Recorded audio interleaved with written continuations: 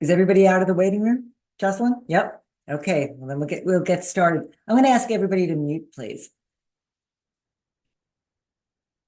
Thank you so much for coming to this presentation on Project 2025, which is being hosted by the Women Project Education Fund and its fabulous director, Jocelyn Foy. This very broad range conservative policy proposal covers almost every aspect of the government, which was written with the hopes of being administered by a Trump presidency. Tonight, I'm going to focus on the specifics that are most likely to affect you and those you love, and what you can do about it, because preventing it from getting implemented is a lot easier than dealing with the aftermath.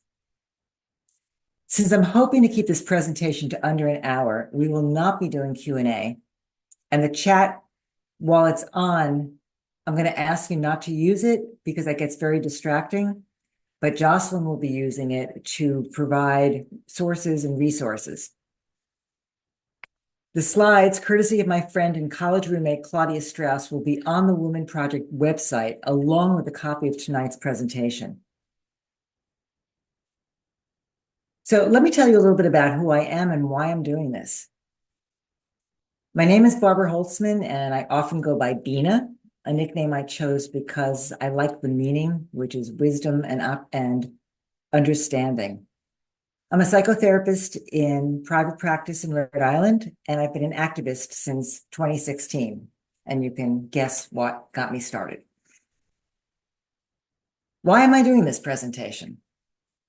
Because I believe that Project 2025 is a threat to our democracy and our way of life, and that it is one of the most powerful issues we have to stop Trumpism, especially since most independents and even Republicans, when they hear the specifics of the proposal, don't like many of them. Therefore, I believe that educating ourselves and others is the single most effective way we can stop this extremist and often anti-democratic template. Doing the research for this presentation, I found out that much of what I've heard about Project 2025 is not totally accurate, or at least it's exaggerated. And Jocelyn will be putting a fact-checking article from PBS in the chat. I think that fear-mongering actually hurts our chances of independents and Republicans considering the real dangers of Project 2025. We lose our credibility and we turn people off. So, encouraged by my friend Claudia Strauss, an anthropologist and researcher who believes in using primary sources, I decided to try to avoid the hype and learn what it is really about. I want to make it clear that I'm not an expert on Project 2025. And I certainly don't know which aspects a Trump administration would follow if he were elected. But I've done a lot of research for this presentation, and I have much more clarity that I want to share with you. We hear that the mandate for leadership, or Project 2025, as it is popularly called, and I'm going to use the terms interchangeably, has been written by right-wing extremists. Well, it's been written by very conservative people, educated people, many of whom have held important policy roles or high-level posts in the government. Many of their values are radically different from my own. Some have a Christian nationalist ideology, and I believe many of their ideas to be dangerous. In my own mind, I've been trying to differentiate between different values and what I consider to be anti-democratic intentions. Because if my goal is to have conversations with people who tend to vote differently from me, I need to have credibility. And I need to speak to their values. Would Project 2025, if implemented, go against their values too? Many of which we share, like free speech. That's where we can find common ground and a good starting point if we want them to hear our concerns. This attitude helps me be more respectful in my conversations, which is who I want to be. Plus, it's smart. As New York Times columnist Nicholas Kristof wrote, the liberal impulse has been to demonize anyone at all sympathetic to Donald Trump as a racist and bigot. This has been politically foolish, for it's difficult to win votes from people you're disparaging. I'm trying to muster my curiosity about other people's perspectives, how they came about, and what their biggest concerns are. My experience as a psychotherapist has certainly taught me how to do that, although it's a lot easier to do it when I'm wearing my therapist hat. I've also learned a lot from my training by Courageous Conversations, which is a program from Courageous Rhode Island, and from Braver Angels, which seeks to bridge the divide by seeing our political opponents as people and learn to listen to one another to find common ground. I'll be sharing a template from Braver Angels and how we can use this model to have productive conversations with people who in the past have voted differently from us. From talking with many people, I know I'm not alone in having a difficult time having these conversations. There's a lot of reasons we avoid them. They make us uncomfortable. Many of us don't have clear and cogent points to back up our opinions, which can be general or emotional. And we may be concerned that if we feel activated, we will either freeze and be unable to think clearly, or that we may become so angry that we lash out, and we're concerned that we're going to damage a relationship. I'm hoping that this program will give you some tools and inspire the courage to have these conversations, to plant seeds, so we can do our part to stop Project 2025 from being implemented.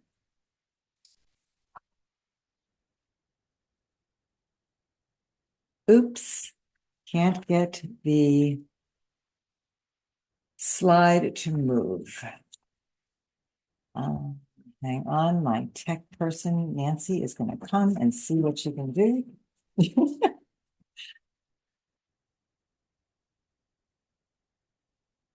Otherwise, Jocelyn, I'm going to need you to do it. Okay, thank you. Project 2025 is not an official campaign document. It's a Heritage Foundation report called Mandate for Leadership, a 922-page manifesto filled with detailed conservative proposals that's popularly labeled Project 2025. In the course of this presentation, I use the two terms interchangeably. I want to be clear up front that Project 2025 is a very, very long, detailed series of proposals. What I'm going to share with you tonight is the impact of what would result if these proposals were implemented. According to the ACLU, the document offers guidance for reorganizing the entire federal government, agency by agency. Let's get into some of the details. Let's see if it moves. Yes. Although Trump has falsely claimed that he's not connected to Project 2025, a recent report from CNN found that at least 140 people who worked on Project 2025 previously worked in the Trump administration, including 6 of his former cabinet members. The Heritage Foundation president, Kevin Roberts, also previously worked on President Trump's transition team in 2016, and he's described his organization's role as institutionalizing Trumpism. I'm not going to try to mimic Trump's voice, but this is him saying, they're going to lay the groundwork and detailed plans for exactly what our movement will do and what your movement will do when the American people give us a colossal mandate to save America. So clearly he has something to do with the project. And there's a resource that Jocelyn will put in the chat from PBS.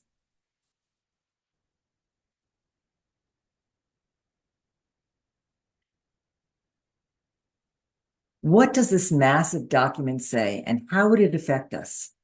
These are the areas in the slide that we're going to be covering in the next hour.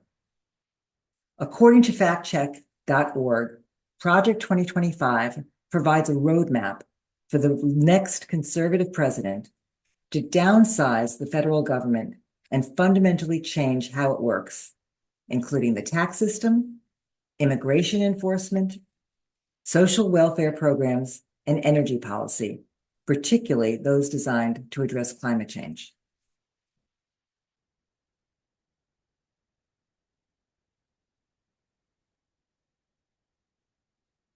This image is taken from the document itself, page 696, if you're interested. Project 2025 proposes to simplify the tax code by collapsing the complex system into two tax brackets, 15% and 30%, while eliminating most deductions, credits, and exclusions. Now, simplifying sounds good, right? In fact, the plan would raise taxes for lower and middle income American families. The bottom tax brackets right now are 10% and 12%. For example, individuals earning between $11,000 and $44,000 currently are in the 12% tax bracket. They would see higher taxes because they would get bumped up into the 15% bracket. In the meantime, for higher wage earners whose top current tax bracket is 37%, theirs would be lower to 30%. Oh, and remember when Mr. Trump slashed corporate taxes to 21% from 35%? Project 2025 wants to reduce the rate even further, plus shrink the already low rate on capital gains enjoyed by the wealthy. The idea that tax cuts for corporations and high-income individuals will benefit everyone through trickle-down economics is a theory that has been widely criticized and shown to be ineffective.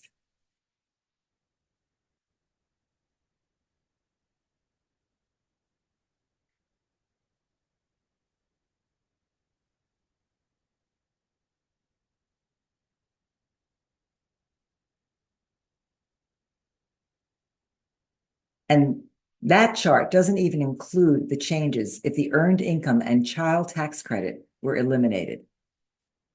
For some context to these tax credits, to use the earned income tax credit, one would need to earn under $63,000, and the child tax credit phases out after a joint income of $200,000. On page 696 of the mandate, it recommends taking away, quote, most deductions, credits, and exclusions, but it doesn't specify which provisions it wants to keep. So what about the earned income tax credit and the child tax credit, both of which overwhelmingly benefit low and middle income families? True, the document doesn't call for eliminating these credits, but it also doesn't address how they fit into their simplification proposal. And it doesn't clarify what take away most deductions, credits, and exclusions means. Misconceptions. I'll be giving misconceptions several times during the presentation. Project 2025 does not propose cutting Social Security. Many Republicans do support raising Social Security retirement age, but it's not in Project 2025.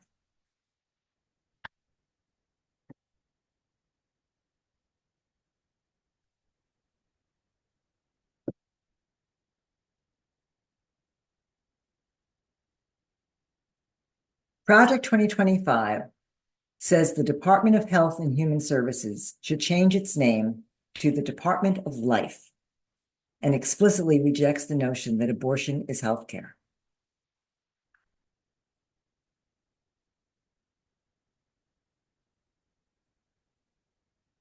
Limiting contraception.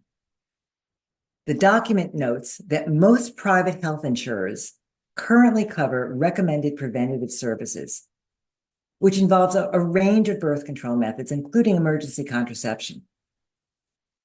And while Project 2025 doesn't specifically call for restricting standard contraceptive methods, since it uses language that supports the rights of fetuses and embryos, legal experts say that the language could threaten some family planning methods, including IVF and some forms of contraception. There is no funding for Planned Parenthood. The plan prohibits providers that offer abortions, such as Planned Parenthood, from receiving Medicaid funds, even for those services unrelated to abortion, which is the majority of what Planned Parenthood does.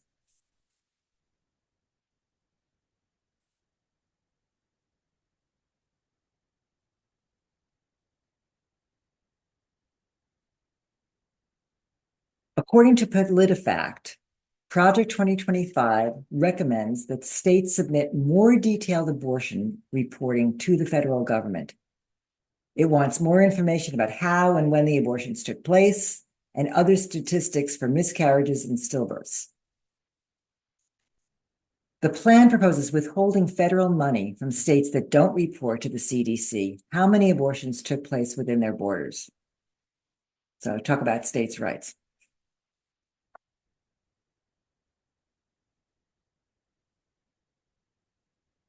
Although last spring, the Supreme Court ruled in favor of preserving access to mifepristone, a drug used in medication abortion, Project 2025 wants the FDA to ban it.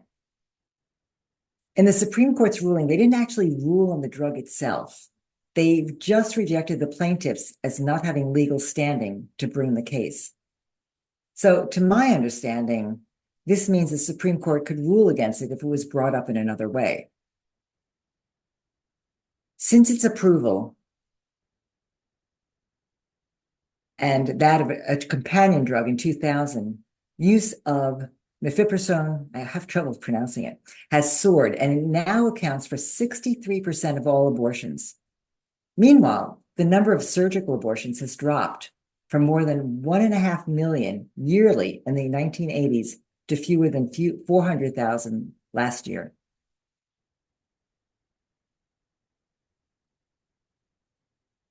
The manual also calls for the Justice Department to enforce the 1873 Comstock Act on the drug mifepristone. The Comstock Act bans the mailing of, quote, obscene materials, which the abortion medication would be classified under, according to the Mandate for Leadership.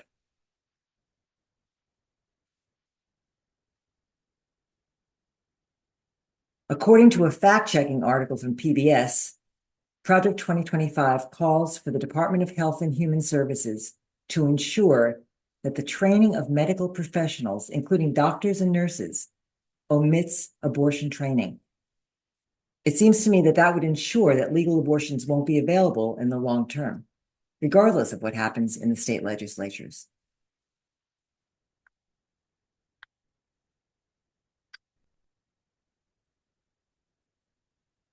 Project 2025 would slash Medicaid by imposing a lifetime cap on the length of time Americans can be enrolled in the program. The consequence could be the loss of Medicaid eligibility for as many as 20% of Americans currently enrolled. And for those who remain eligible, work requirements would be imposed. Almost 95% of Americans were enrolled in Medicaid in 2021. If lifetime caps were implemented, over 19 million people is estimated, or 5% of the country's population, would be at risk of losing their healthcare coverage.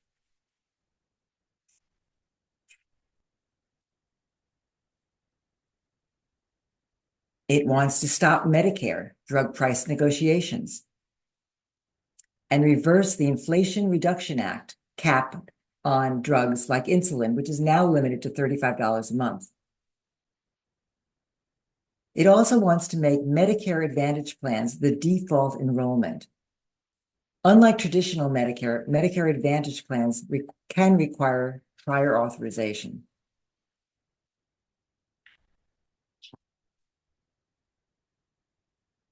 Misconceptions. I added one.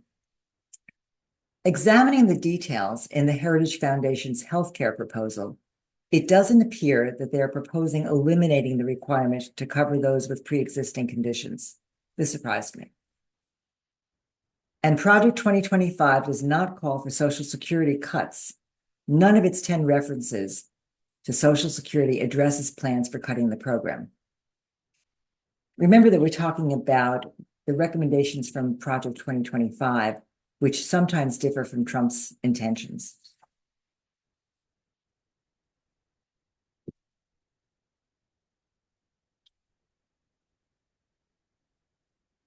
What does it say about education? Besides advocating for abolishing the Department of Education, a longtime goal of those Republicans who have wanted to slash the so-called administrative state. It has specific proposals. This slide names a few. In place of a federal education department, the blueprint calls for widespread public education funding to go directly to families.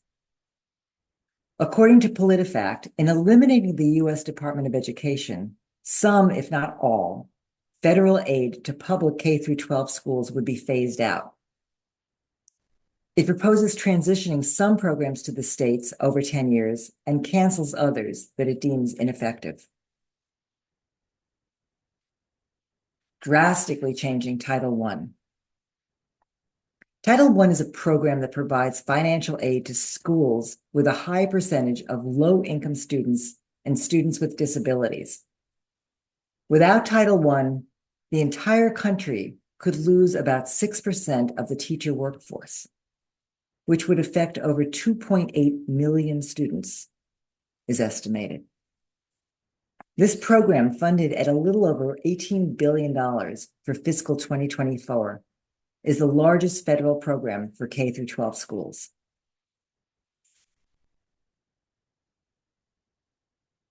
Project 2025 would encourage lawmakers to make Title I a block grant to states with few restrictions on how it can be used. Additionally, it says lawmakers should allow parents in Title I schools to use part of that funding for educational savings accounts that could be spent on private tutoring or other services. Although the majority of public schools receive most of their funds from state and local sources, education policy experts say that some states and districts that receive a greater share of federal aid would experience steep losses if Project 2025 were implemented. So we're talking about the poorer districts. Ending Head Start. Closing Head Start would not only deny the learning enrichment of children in poorer families, but their custodial parents might not be able to work since childcare expenses are so high. Privatization. Project 2025 calls for universal school choice, advocating using public funds to help families pay for private school tuition and homeschooling. The impact, as some see it, is that there would be less money for public schools.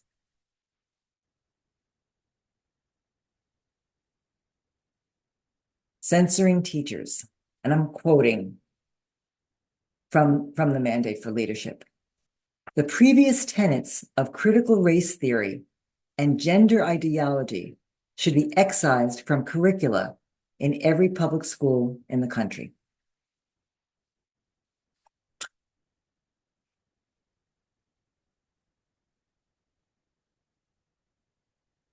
Misconceptions.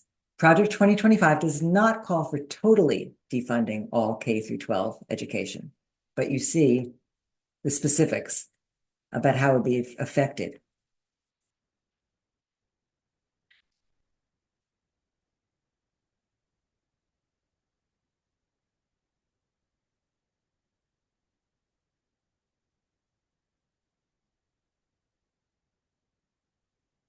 Project 2025 wants less regulation of toxins in the environment.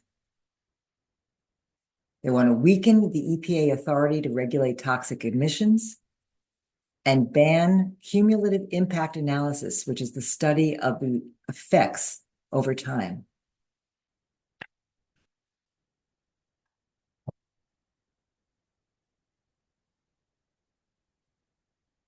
They advocate dismissing the climate change, quote, alarm industry because it is harmful to future U.S. prosperity. They want to end climate change research, especially under the Office of Oceanic and Atmospheric Research. And finally, the document calls for repealing the Inflation Reduction Act, the act that provides tax credits to stimulate conversion from fossil fuels. This would slow progress on lowering carbon emissions.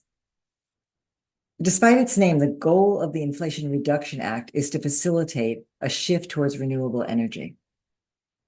Bottom line, if Project 2025 were implemented, clean energy funding and tax credits would be eliminated, and multiple emissions regulations would be reversed.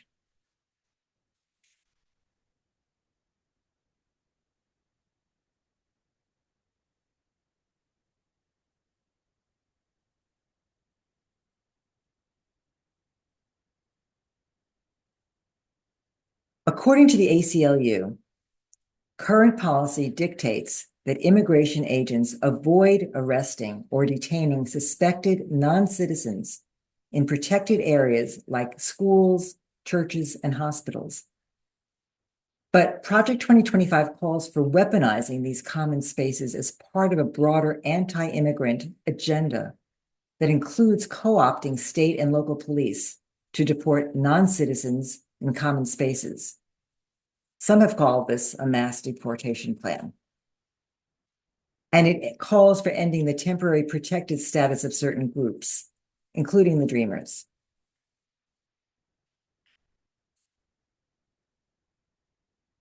I'm going to quote from the mandate for leadership.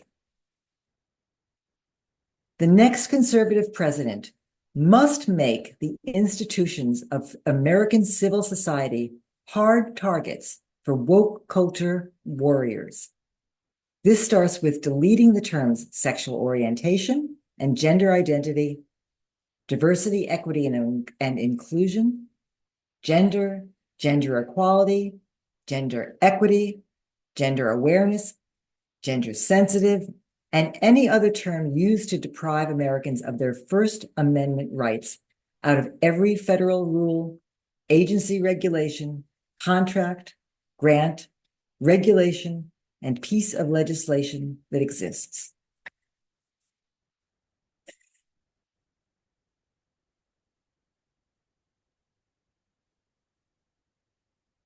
The big picture. Project 2025 advocates a rollback of regulations that protect people from discrimination on the basis of sexual orientation and gender identity.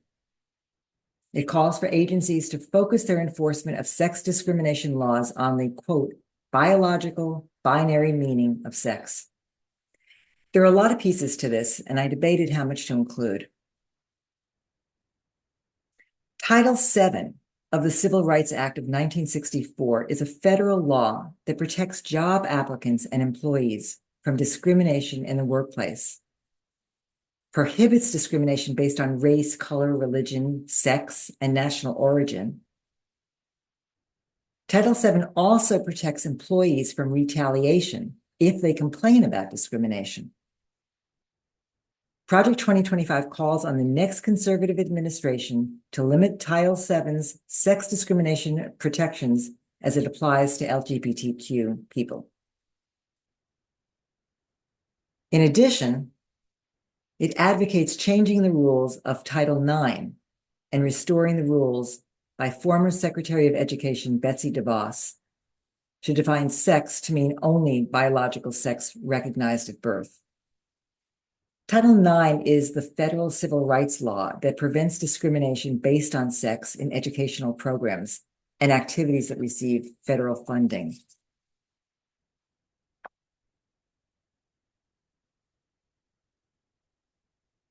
Project 2025 calls on the Department of Justice to defend First Amendment rights of those who would discriminate against LGBTQ plus people. It also objects to the DOJ notifying states that their bans on abortion and medical services to transgender persons may violate federal law. And Project 2025 calls on the Department of Defense to reverse policies that allow transgender individuals to serve in the military.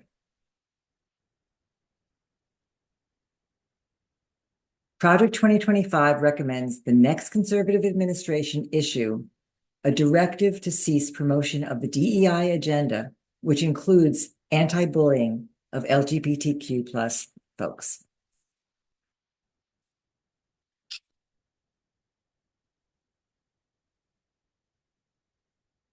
In addition, it advocates abolishing the Gender Policy Council within the executive office of the president, which it views as promoting abortion and the new woke, quote, new woke gender ideology, including eliminating what they call the promotion of abortion, as well as comprehensive sexuality education. In place of the Gender Policy Council, it proposes new structures and positions that would promote, quote, life and strengthening the family. I can only imagine what that means.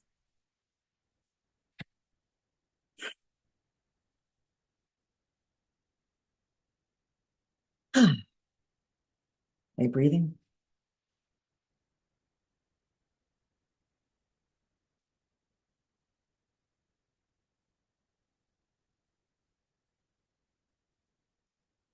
Project 2025 would multiply the number of political appointees in federal agencies by reclassifying policy-related positions to remove civil service protections and make employees easier to fire. We have to remember that current employees in the government have often, first of all, they're skilled and experienced, and many of them have been there in both Democratic and Republican administrations. The president's influence over federal agencies would expand, though the exact number of positions that would be affected is unclear. But in 2020, Trump reclassified an estimated 50,000 civil servants as political appointees. President Biden repealed Mr. Trump's executive order, and now Project 2025 wants it reinstated.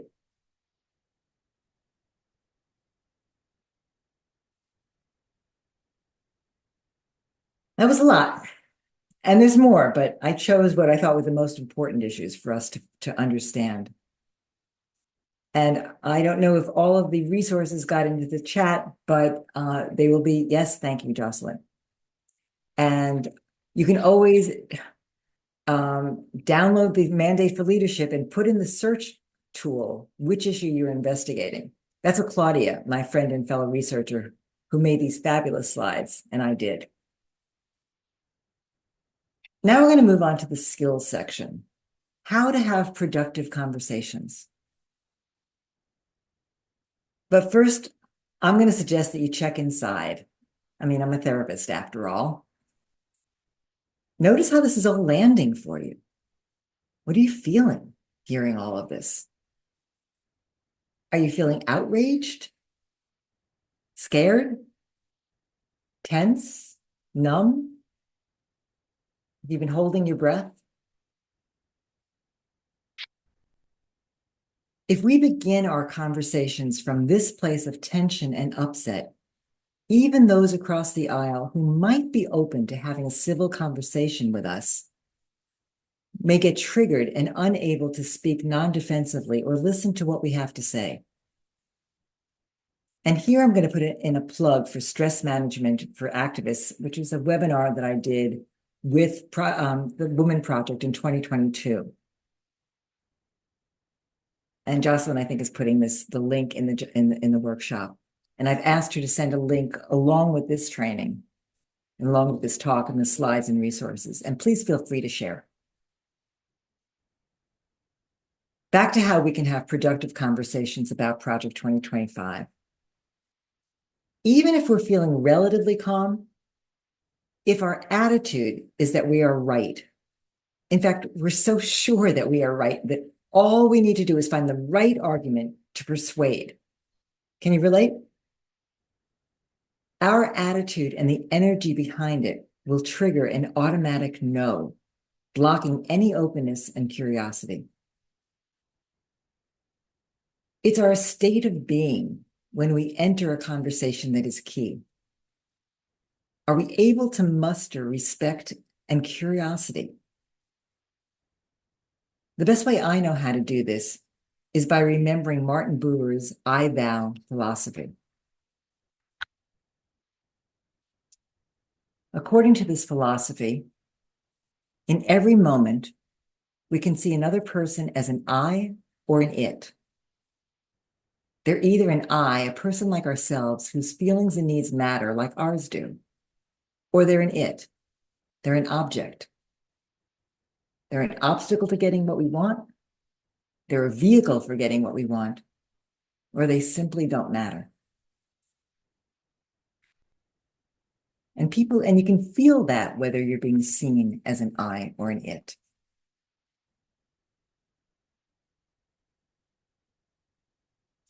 Braver Angels has a 4-step process they teach for having productive conversations on challenging topics, both with like-minded people and across differences. I have found their model on how to have productive conversations that are not polarizing to be incredibly helpful. Braver Angels is a national nonprofit organization that works to depolarize the country. They often say in their workshops that their goal is not to change people's minds, but to understand one another and be able to listen openly with curiosity rather than anger. And I've asked Jocelyn to put a link into the chat for their workshops page. I really recommend the Depolarizing Within and the Disagreeing Better. I mean, there's lots of really wonderful workshops, but those in particular teach the lab skills with demonstrations and practice exercises. Otherwise, if we don't practice, it's easy to get lost in the emotions that surface when we're having these conversations. This is just an overview of the 4 steps.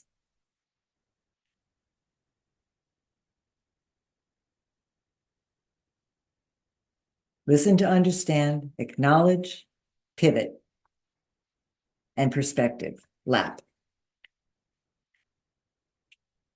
L stands for listen.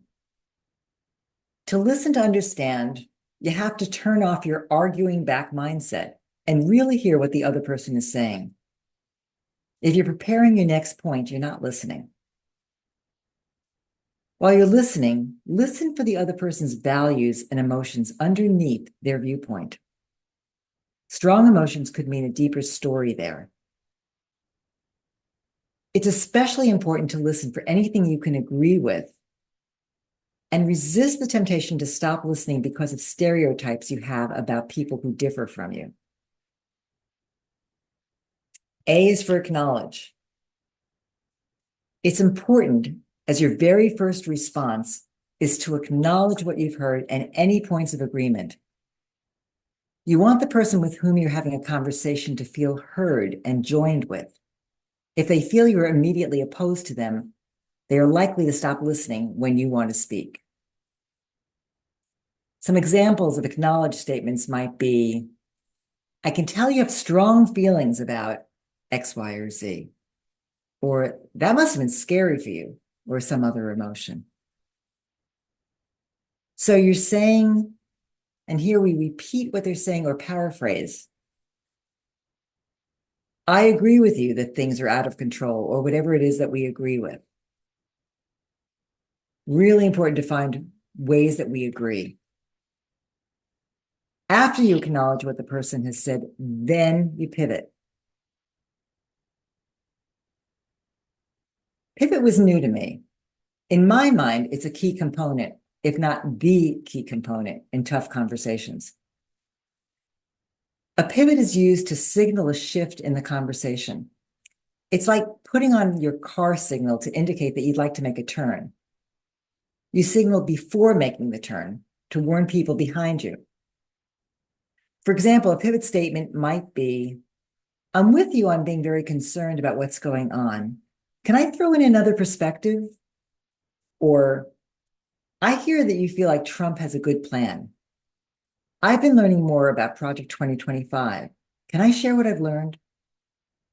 Then wait. Wait to see if the other person is willing to listen. Look for some kind of nonverbal or verbal cue indicating that it's okay for you to add something new to the conversation. See if they're willing to give you airtime. And remember, when pivoting, do not yet offer a perspective. Again, think of it as signaling that you're going to make a left or right turn in the car, but you have not yet made the turn. Stop and wait for your willingness, for their willingness for you to continue. And only if they give an indication of interest or at least openness does it work for you to offer your perspective. It may be that you need to back off and calmly end the conversation. If you get the indication that the person has no interest in hearing a different opinion, but you've planted a seed.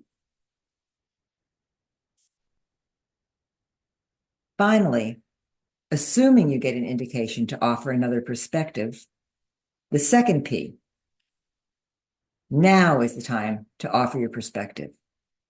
And when offering your perspective, it helps to be personal here and use I statements such as, great, and you thank them for their willingness, their openness to hearing your perspective. What I've learned is that, or something personal, honestly, is a couple of things that concern me, and then you share your concerns as a parent or in my experience. Be careful not to unload an entire dissertation at this point. Hopefully, this will be the beginning of a back and forth conversation. Again, I recommend taking one of the workshops online from Braver Angels to immerse yourself in this approach and to practice, because this is not how most of us have learned how to have difficult conversations.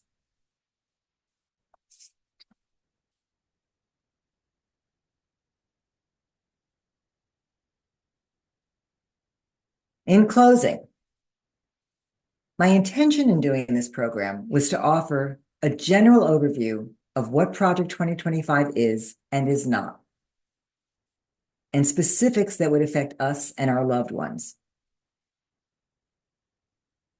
so that we can get clear, so we can have conversations about it, and strategies and tools how to talk to others about this radical agenda that would drastically change the way our country operates and our way of living. What I hadn't anticipated is how preparing this presentation would affect me personally on a couple of levels. I had been absorbing a lot of commentary about Project 2025 from the mostly liberal news sources that I read. But I hadn't been doing what Courageous Conversations taught me, to ask what the agenda of the author is, for example, and to read and listen with more discernment. In doing the research, including from the actual document itself, as well as fact-checking what I was reading, I can now understand and speak about it clearly and honestly, and with less emotional reactivity. This has allowed me to have conversations across the political divide, something I've been trying to do for years, often unskillfully and without a lot of success. Since learning the LAP skills and changing my intention to seeing the other person as an I, like myself, rather than an it, trying to change their mind, I've been having an amazing experience with a neighbor. Even though I appreciated her as a good neighbor, I found her political views somewhat horrifying, to be honest, and I thought her to be ignorant. I would feel too triggered by her comments, to get curious about her perspective and where it came from. And anytime I forayed into details, I'd find myself searching for arguments to convince her that my way of seeing was correct and make her wrong. I'd end up giving up, making a joke of coming from different realities in order to preserve this relationship. We're neighbors, it's important. And what a surprise then, in the past few weeks, while immersing myself in this material, we've both become curious about one another's perspective. I've learned a lot, and I have more appreciation of where she's coming from. And quite surprising to me, she's been open to hearing mine, including reading a couple of very carefully selected articles I've offered, always in response to something we've discussed, and always with checking first if she would be interested, something I learned from the LAP model. I am thrilled. Yes, there's a part of me that wishes she would vote as I do.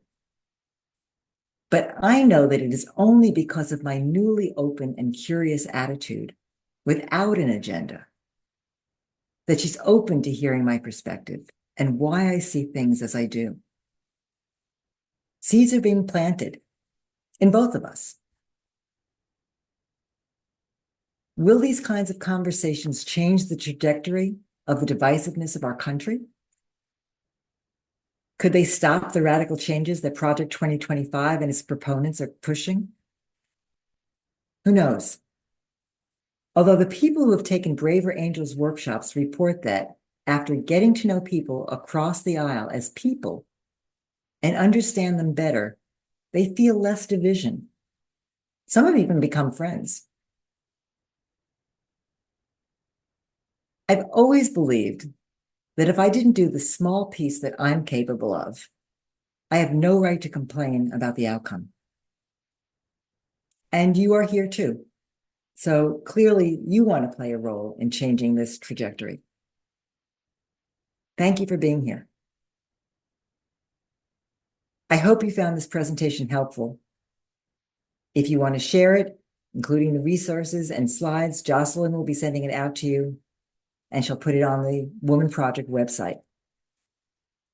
And with that, less than an hour, I will say goodnight and thank you. Thank you so much, Bina. We appreciate you and sharing your wisdom. Thank you, Jocelyn, for hosting.